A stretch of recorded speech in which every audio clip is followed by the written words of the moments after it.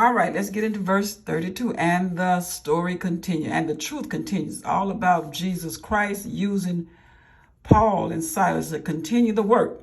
Verse 32, and they spake unto him the word of the Lord. That's all you got to do. Just speak the word of the Lord. Don't say nothing else. And they spake the word of the Lord, and to all that were in his house, the jailer's house. What else is that saying? And he took them the same hour of the night and washed their stripes and was baptized, he and all his.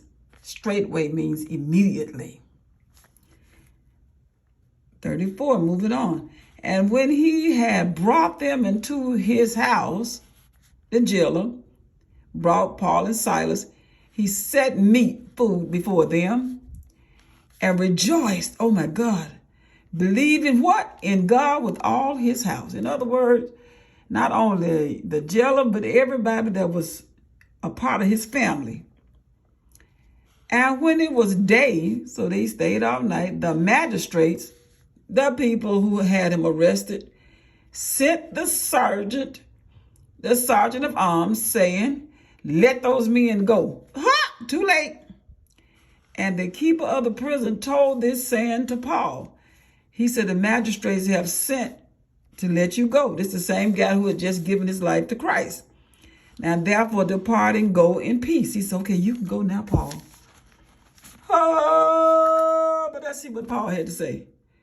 But Paul said unto them, I'm not scared of y'all. They have beaten us openly, uncondemned. They had no right. I didn't do anything wrong. Being Roman, and I'm of the Roman country, and have cast us into prison. You had the audacity to put us in prison, and now do they thrust us out privately? He said, oh, no, you're not throwing me out the back door. You're going to do this. Nay,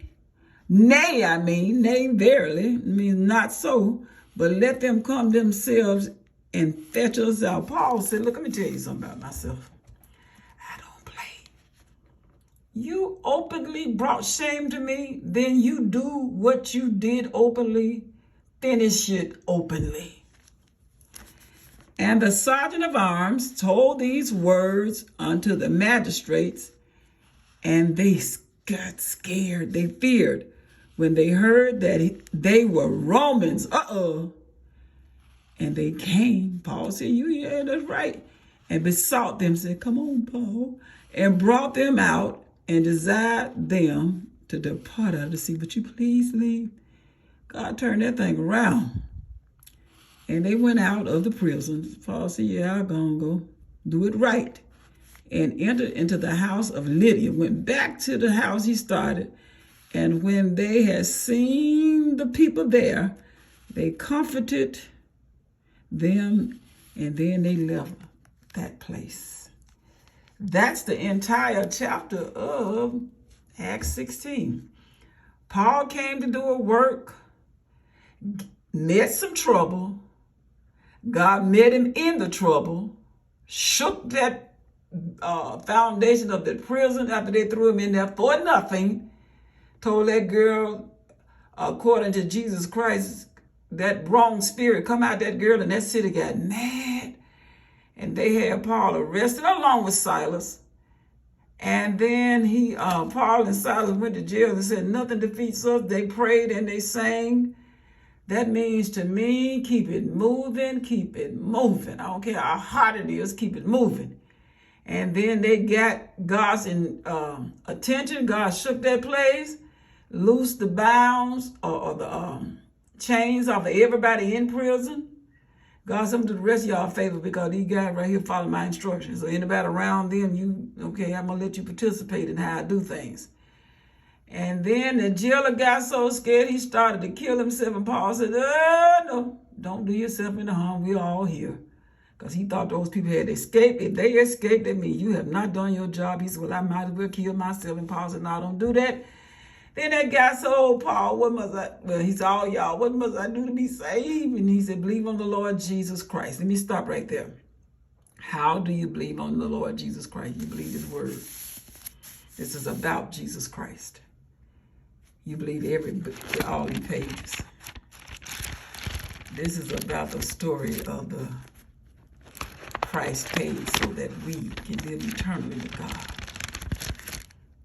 That's how you believe. If you don't believe on this is on Jesus. This is on him. This is believing on him. So he gave us a copy of every move that was made concerning him. And if you do that, if you stay in his word, you don't have anything to worry about because you are going to grow. You're going to be developed. You're going to make right decisions. You're going to think before you make decisions. And then God going to help you when you're making a wrong decision. It's a complete package. And so they locked Paul up, and they said, you can go, Paul. Paul said, no, if you openly made everybody look, then don't privately send me out as if you were right. So they had to come back, humble themselves, and tell Paul, would you please leave? And Paul went back to the house that he was in when that girl came with the foolishness of just saying, oh, I give honor to this. Oh, you such a wonderful man of God. And Paul said, anybody, in other words, don't take praises from people who want to lift you up all the time and knowing that you are a man just like everybody else. Tell that spirit in that person to be silent. And the only name we're going to lift up is Jesus.